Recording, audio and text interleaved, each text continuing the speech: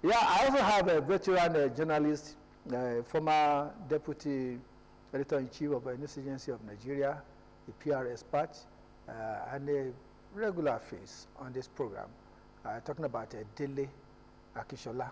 Dele Akishola, you're welcome. Thank you for having me on this program. Yeah, it's nice having you. You are always a delight. Today, we are going to do an analysis, a kind of combing or looking into what has happened with the 10th anniversary of Your Image. Remember, the 10th anniversary of Your Image program was celebrated last Wednesday, and we want to look at it. An event, what does it entail to be a successful event? And how should a PR practitioner, organization, groups, community, what should they do in planning, executing, and having a feedback on events? Well, let me start with Stella. Stella, how do you feel having the 10th anniversary event at Parkin? Yeah. How was it? I think I want to commend the organizers, especially the committee that put the function together. First thing first, I think several months before the actual date, the publicity was great. We have almost all the online media talking about it, and it's actually heightened people's expectation. And you know, 10th anniversary is not a small outing. You've been around for 10 years, and people were really eager to celebrate with PR premiums. And starting from the array of those who attended the function, it just shows that it was well planned. People were really reached out to. Like I commended, those who turned out for that function were people who really understand the fact that PR as a profession is not something to joke about. Everybody needs PR. Everybody needs to be involved in one way or the other. And that was what we saw at the point. Let me ask you, what is the role of having a red carpet in an event? Okay, yeah, because that was a really high opener. And, you know, media people, we don't like celebrating ourselves. We celebrate other people, but the function that day actually brought everybody together, the media, the PR practitioners, government functionaries, people from all walks of life coming together, and with the red carpet, you're able to unwind, you're able to relate to each other, you're able to, exchange pleasantries, exchange ideas, and I think it was a well thought out. It was a moment to reconnect with friends, yes, business. Definitely, because people like us, you know, everybody, most of us in PR practice now, most times you are in the office or maybe attending to companies' engagements, you don't really get to see your colleagues, except when occasions like this, you know, bring you together. So it was like a good outing. It's a good way to say, oh, yes, we're together, we can also exchange pleasantries. Yeah, thank you so much. Dele, Stella was just talking about the attendance, the cream de la cream that were in attendance. What's your feeling about the collection of people? Thank you very much. The CEO of PR Primos, I must say that that event is a milestone one. 10 years anniversary, like we did say, that's the vision of one man, a man who stayed with the script, a man who was committed to excellence, a man who was fired on the inside of him, you know, to give back to what he has conceptualized, and in getting a team, you know, to actualize that dream, we could see that over the past 10 years, that has played out to be a huge success. In all, for PR practitioners and for other professional bodies that are related to mass communication, all of that, a lot of things to learn from that event. You know, I observed the quality of people, the quality of attendees, you know, at that event is something that is, Talking about the royal presence. Yes, we have the royal presence. Look at that Olowo of Owu Kingdom, Professor Oba Saka Matemilola. Matemilola, and you look at the government functionaries too. yeah, I mean, almost two commissioners, yeah. Commissioner for Agriculture and Commissioner Commissioner for Culture and Women. tourism. Affairs. Yeah. And then apart from that, we had permanent secretaries, you know, being attendant. Then we had, you know, Head of service. Head of service. Then we had past media executives, Yeah. the person of DINO and all of those. And if you look at the heads of institutions, federal institutions, you know, that were also in that the big conference. The talk of the provost of the Federal College of Education, Ushele in Abeokuta here, who was one of the awardees. Then the FMC Chief FMC group Chief Medical Director. Chief Medical Director, who was represented by the wife, and you can, in fact, the assemblage of quality people still is amazing. And if you look at even the past president of APRA. yeah, APRA, who was also, and then you now see the guest lecturer, you know, a colossus. I want to say that having such a personality to give a lecture on a subject that people really they don't know much about. You talk of culture and tourism and all of that. People they just hear it. It's just in the air. And so he broke it down into, and then we can feel it, we can see it. And then in fact, all of us were following that lecture, even though he spent time, you know, he held the audience spellbound, you know, and it was not boring, it was not monotonous. And at the time, in fact, the intervention of the CEO to say, okay, enough of the questions, let us move forward. Everybody was enjoying it. And this is a man who said he has traveled to about 89 countries. Yeah. I have never heard that from anybody before. And what did he do? He was looking at the tourism potentials in all of these countries, and then the arts and all of culture. Yeah. And one of the things he said that really excited me was that we used to see America as a place that is so developed that they don't have rural areas, they don't have ghettos. The ghettos. And he told us of a ghetto he visited, no road. In fact, the place is abandoned and deserted and all of that. And this is what, it's like it was taking us around the world.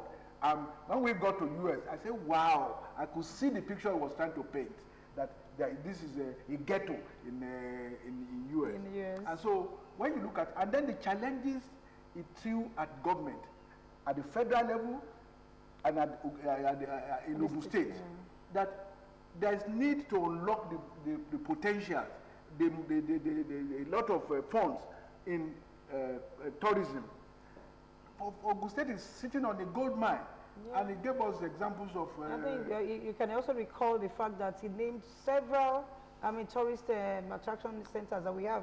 I think 70. Yeah, in Ogun State. Yes. And we're just, most people will just think it's just Olumo Rock and maybe but by the time we started reeling out all the tourist attraction centers that we have, and we all marveled that, so we have gold, we're sitting on gold and we're not tapping into it. Well, what's the take home from all the opportunities that are available from from his lecture? Yes. I think it's someone that, I know it was televised. I would have loved the fact that immediately after that lecture, the tourism commissioner, will have asked him for an audience and see how they can also tap from his knowledge, wealth of knowledge and experience, and even for his advice on what to do.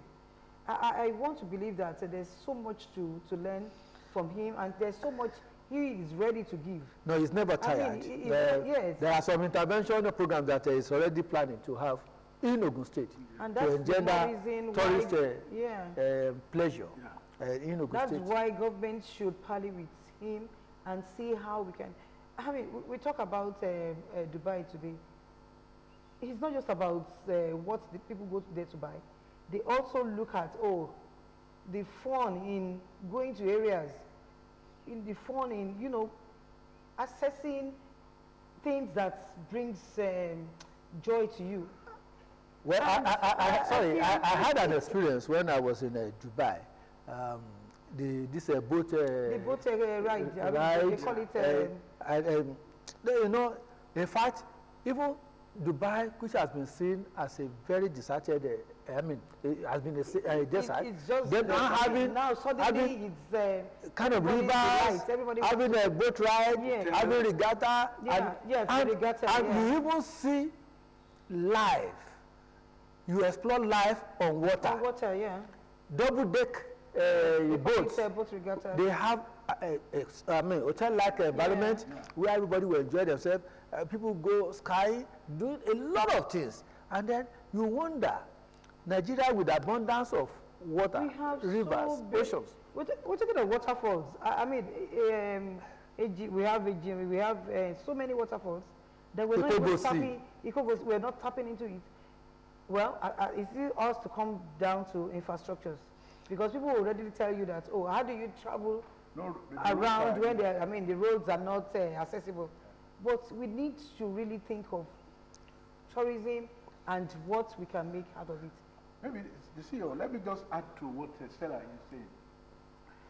The take home from that Chief Yemi Is there a lecture? Prince Yemisi Shilo. Yes, there's no way that the officials who were there on that day could harness all the potentials, all the suggestions that Chief Yemi Shilo did. Because you see, we have, except there is a desk that was dedicated.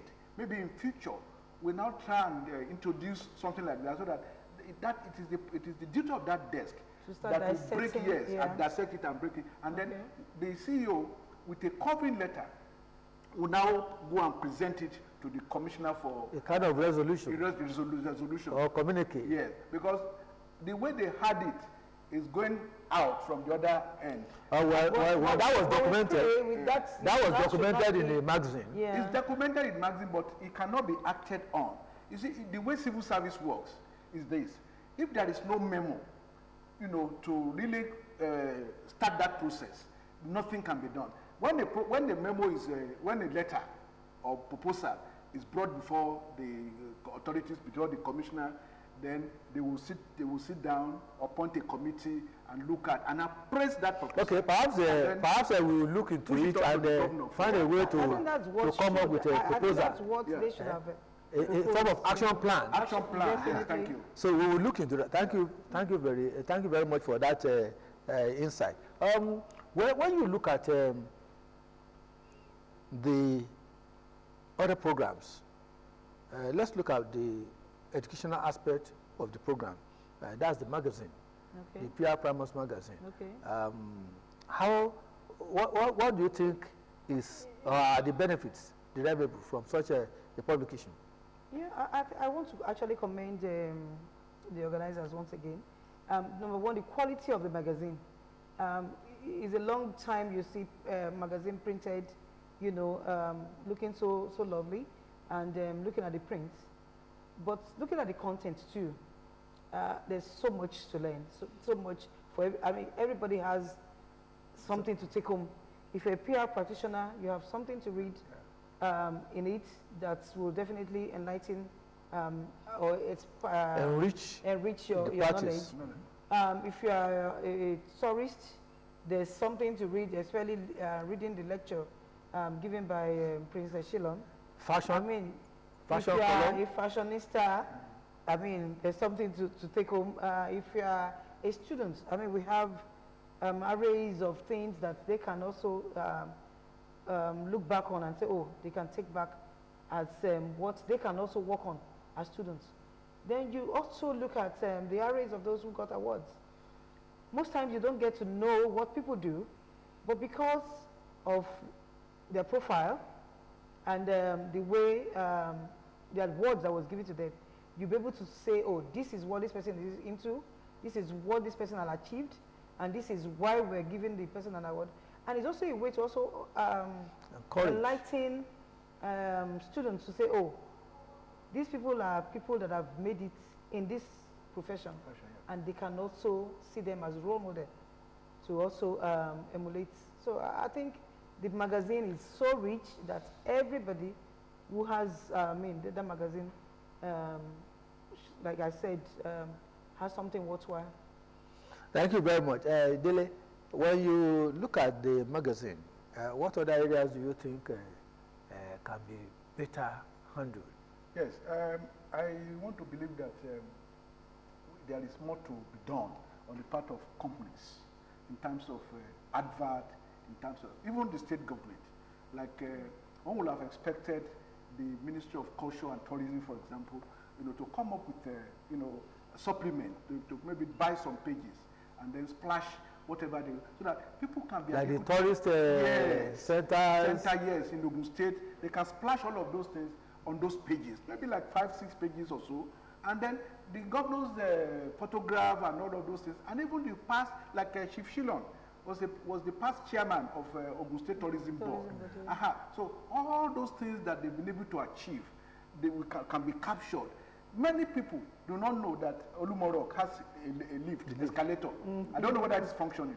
I visited the place maybe maybe about 4 or 5 years ago. But this is something that we need to also market. Okay.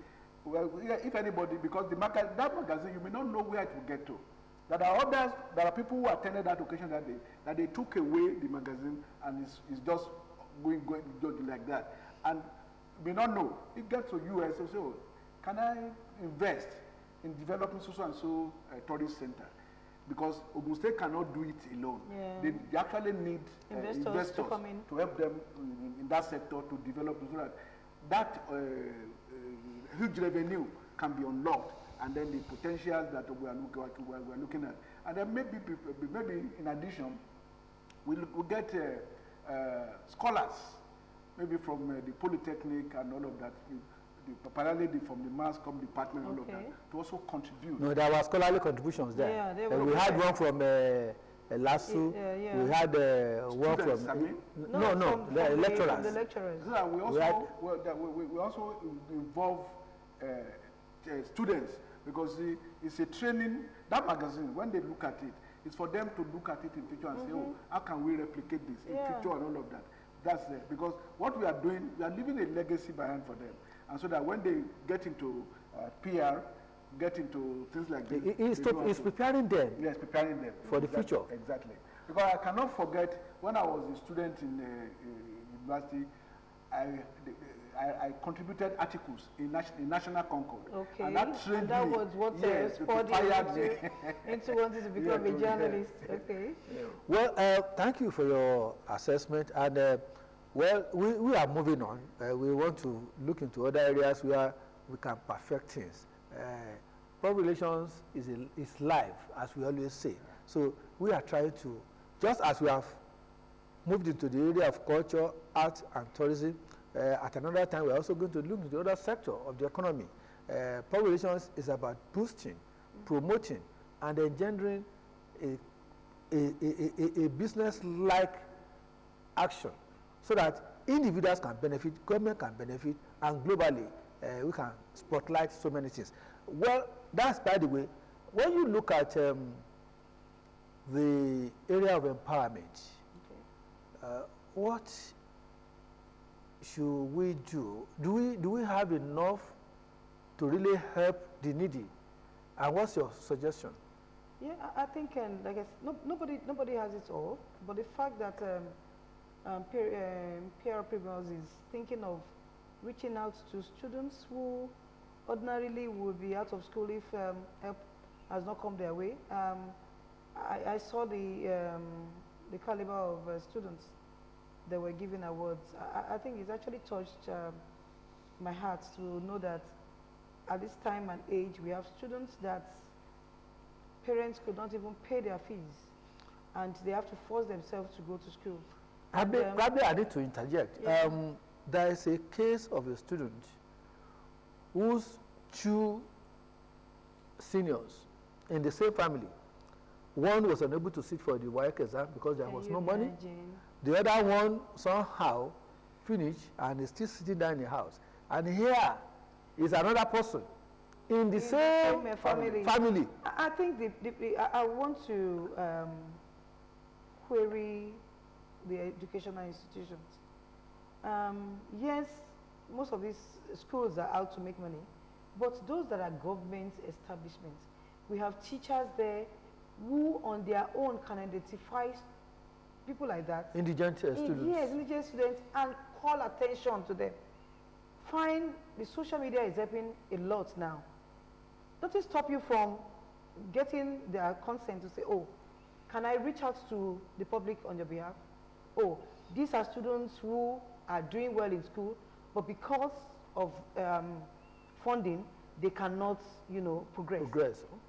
I know Nigerians are kind-hearted people.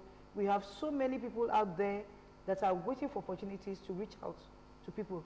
They will not know if they are not reached out to. So we want more of that. I think it's high time public relations experts start, you know, the campaign, maybe reaching out to education facilities to say, please, if you identify any indigent student that is doing well in school, please publicize their plight, and people will take it up from there. Well, thank you very much. The situation is pathetic, and when you listen to stories being told by some of these students, in fact, at times, it gets the heart sickened. Yeah. That's why we are using this platform to call on people to support this empowerment program. There are a lot of people. Look at the even students at the Moshid Abela Polytechnic. Yeah. When you listen to the pathetic stories they were telling, I mean, and you know, because of financial constraint, we could only take a few. Yeah. If not, we should be having not less than 2020 secondary school level and then a tertiary level. We should nothing less than 2020 people benefiting from such a grant. But well, we look forward to more grants. Well, Dele, because time is against us, we will continue looking to other areas where we can evaluate as far as the event was concerned. What's your last bite? Well, all of this put together, we need to get the government in Ogun State, you know, to buy into this program. Last year, all of individuals, corporate organizations. Corporate organizations, to banks, individuals, and all of that. For instance, last year, I think the governor of the state was invited. Okay. And he was also not represented. It was represented. Yeah. And this year too, it was also represented. Now, it will give it a kind of power. It will give a lot of impact. If the governor, for example, the president or the deputy governor, and all of that. Okay. And then in his speech, maybe after those awards have been given out and to those students and all that, he could also make a clarion call, you know, to people to say, okay, well, government cannot do it alone. We need people to partner with the primos and all of that. So all the segments of the society, the companies, individuals, and all of that, they need to buy into it. Well, that's where we are going to stop because we still have a lot to also talk about. But for now, Stella. Yeah, just to also comment PR Famous that it was a good outing. And from the communique, I guess there was a communique drafted for that occasion. I think we should just look at the points and see how we can improve on it. Next year is around the corner. We think it's another year, but I think for us to start planning for the 11th anniversary, we have to actually start now. Yes, there's room for improvement, and that's where we are evaluating this event that has just come by. Next week, we will be concluding this episode with other areas which will interest our viewers. The purpose is to educate, is to help peer practitioners, is to help organizations, individuals, and communities to also learn on how to do a thorough planning and have a thorough feedback so that citizens organizations, individuals can benefit. Until next week, I thank Dele Akshola. Thank you. Dele Akshola,